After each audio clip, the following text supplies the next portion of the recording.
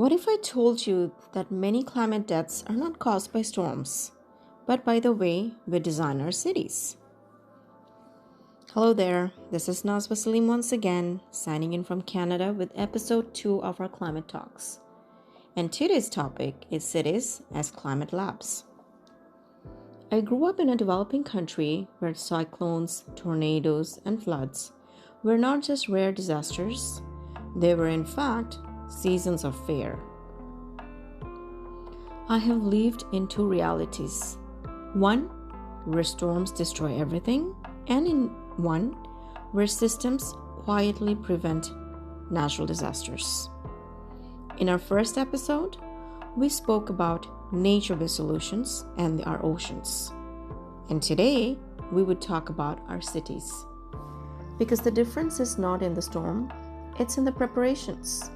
And preparation can begin with proper and efficient designing.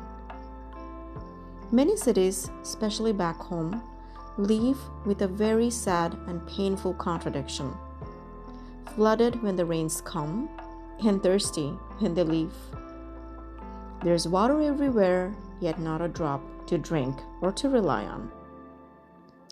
The problem is not only climate, it's how we built it.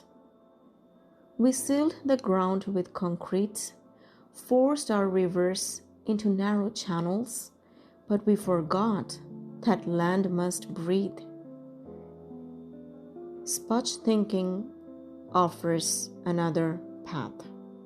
Cities that absorb rain like sponges, store it, recharge it. Then comes the permeable pavements, rain gardens, restored wetlands, groundwater replenished instead of depleted. Because when cities extract more water than nature can replace, then we enter what is known as water bankruptcy. And you cannot build a future on a collapsing aquifer. The global south does not need million or billion-dollar mega projects to begin with. What it needs is scalable, timely, and cost-effective solutions. Rainwater harvesting at homes and schools and the clinics. Reflective, porous pavements that can cool our streets, reduce heat island effects, and can also recharge groundwater. Native adaptive, drought-resistant vegetations. We can install urban mangroves and wetlands and swamps to protect our coastal region and also to enrich our biodiversity. Even moss-based vertical greenery, they are small but powerful, can capture carbon dioxide and trap fine particulate pollution in dense urban corridors. Nature-based solutions are not just decorative. They actually are realistic survival infrastructure. Prevention is always more human and often more affordable than recovery. Mobility is just another story that we must also rewrite. Back home, traffic suffocates our cities. The air grows heavy as we breathe.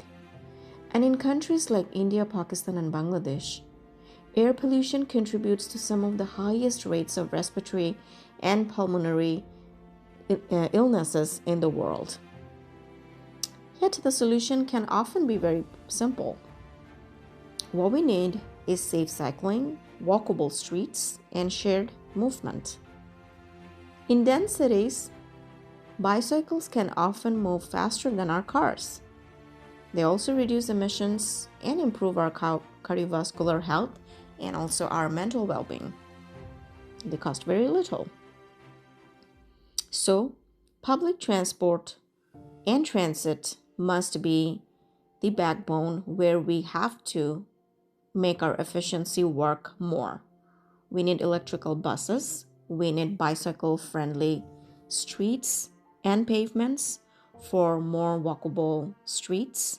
We need clean trains and more energy-efficient engines which are run on clean energy. We need shared systems to move millions of people efficiently in a clean manner and affordably. In densely populated nations, public transportation must be prioritized over private cars. There is no other alternative to it. Clean mobility is not just climate mitigation, it is economic efficiency, public health, and human dignity. Resilience is also built quietly when we turn organic waste into compost instead of methane. We need to also focus on improving our urban agriculture in order to ensure highest food security, especially in the least developed countries and also in the seeds nation. Solar panels can be installed on the schools, on our health clinics, and in community centers. So when the grid fails due to power outages, life does not stop. And the vaccinations can stay cold, lights can stay on, and the learning in the schools can continue. Surgeries in our healthcare centers and the small clinics can go on. Solar is no longer expensive, and in many places, it's actually one of the cheapest forms of resilience available now. But the heart of a resilient city is not just technology. It's actually the people. Cities must be built for dignity, for safety, for those who suffer first and recover last. And above everything, we need education and awareness. Children must grow up understanding climate and climate change, not fearing it, not ignorant of it, not knowing what the future holds. Climate education is therefore extremely important even at kindergarten, junior secondary, and higher secondary level, because it would build more responsible citizens who would be true leaders in the 21st century. Every disaster-prone region should have training centers preparing communities before emergencies occur. Communications must be clear. Before disaster, we need preparation. During disaster, we need trusted guidance. And after the disaster, we need efficient, structured recovery. These messages must be repeated also not just in English, but in local languages as well, with local dialects, and must be shown continuously on different broadcast media like television and radio. People should not be learning survival for the first time during a storm. They should have awareness and knowledge in advance. The Global South does not lack solutions. It carries knowledge. It carries tradition. And resilience can be built over generations. What it needs, though, is scale. What it needs is coordination and commitment. Because where you are born should never determine whether you survive a storm or a natural disaster or not.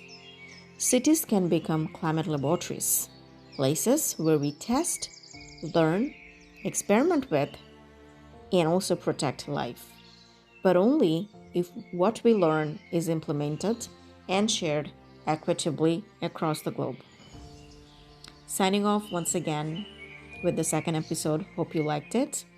Until I come back in our next episode with another climate talk. Take care and hope you liked it so far. Thank you so much for listening to me and for staying with me. Bye-bye.